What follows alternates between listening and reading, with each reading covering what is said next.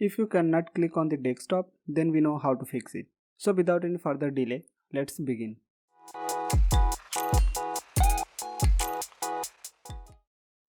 Hello everyone, welcome back to Tech Troubleshoot.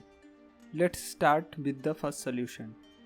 Press Ctrl Shift Escape to open Task Manager. Select the Processes tab by pressing the Tab key. Again press the Tab key to select Search bar and type Windows Explorer. Select the Windows Explorer by using Tab key. Now press the menu button or Shift plus F10 key to open the context menu. Choose the In Task option using the arrow key and hit the Enter button.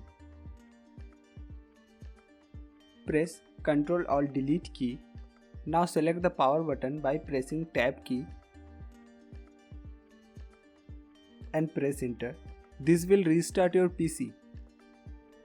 So that's it. If this video helps you, then don't forget to like this video and subscribe to our channel, and also share this video with your friends who are facing a similar problem. Thanks for watching and see you in the next video.